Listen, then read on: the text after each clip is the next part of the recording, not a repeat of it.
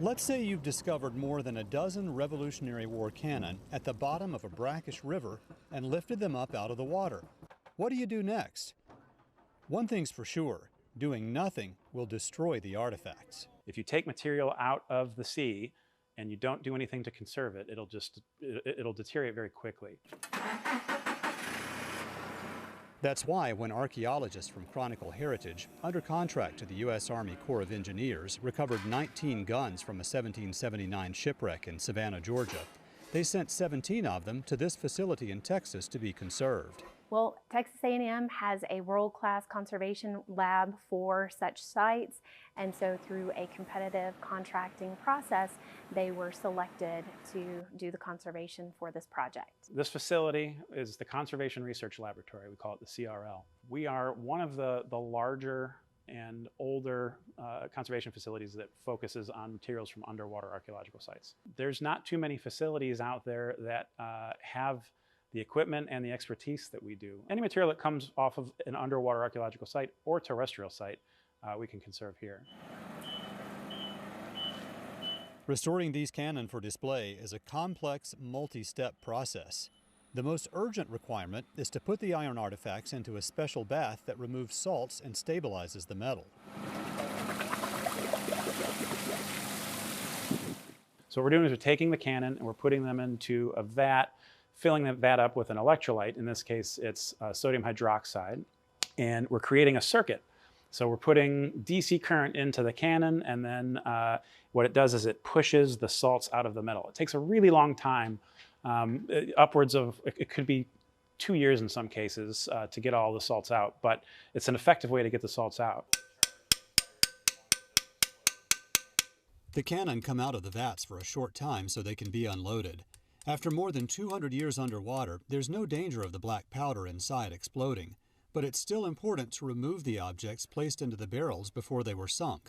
Step 1 is removing the wooden plug, called a tampion, that seals the opening. When these cannons sank, they were loaded and they still had a plug in the end of them. So these are still plugged up the way they were when they went down. Next, you need to pull out a lump of old ropes called the junk wad, which sailors stuffed into the barrel to keep out moisture and keep their powder dry. Then, if you're lucky, the cannonballs roll right out. 1 or even 2. This is a 6-pound cannonball. And there's another one right behind it, as per usual. Then another junk wad, and finally the remains of the bag of black powder all the way in the back. All the contents removed from the cannon are carefully measured and photographed by the archaeology students who work at the lab, and each type of artifact requires its own special tender loving care. Treating the paper for the charge bag, for instance, is a completely different process than we'd have to do for the iron. Different materials break down in seawater in different ways. The powder bags, made of 2-century-old paper, are especially rare and required the team to create a custom conservation protocol. This is not something that survives very often, so we got really lucky on this. There's not very many examples of this known. And so what we're doing is they're between sheets of paper with blotting paper on top, so we can do a slow, controlled dry. Elsewhere in the lab, archaeology grad student Alyssa Carpenter and a colleague use a noisy pneumatic device called an air scribe to chisel away things that have stuck onto the outside of the cannon during the centuries submerged in the dark, salty water.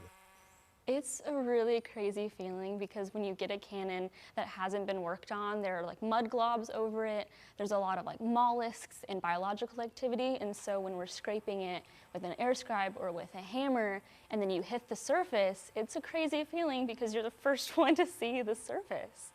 And so we just keep doing that, and we have no idea what we're going to find. And that's kind of like the joy of it. It's dirty, smelly work from beginning to end, but the team members uncover more than just iron, rope, and paper. They also find a satisfaction that's hard to put into words. There it is.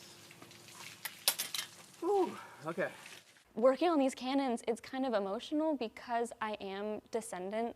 I'm a descendant from like people who fought in the Revolutionary War in the South. And to me, that's just crazy that I'm working on these cannons that they could have touched.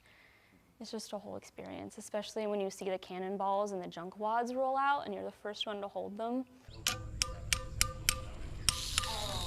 It's starting to hiss. I remember when I was the first one, John took the cannonballs out, and I just didn't think about it. I took them, and I was going to weigh them.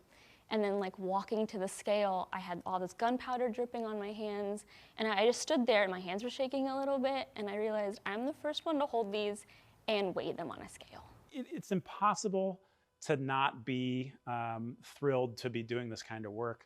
It's the ultimate behind the museum glass job, right? We're getting everything secure, so when it goes to the museum, everyone can go and see it and enjoy it. But it's a very satisfying feeling to know that you're the person that's helping preserve these for generations to come. It's really cool. It will take another year or two to finish the work.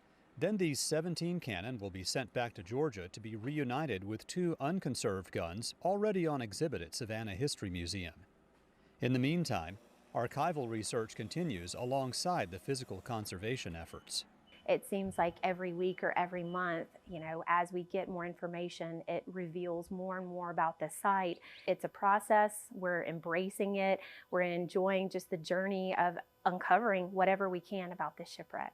Reporting from the Conservation Research Lab at Texas A&M University, I'm L Jordon for the U.S. Army Corps of Engineers, Savannah District.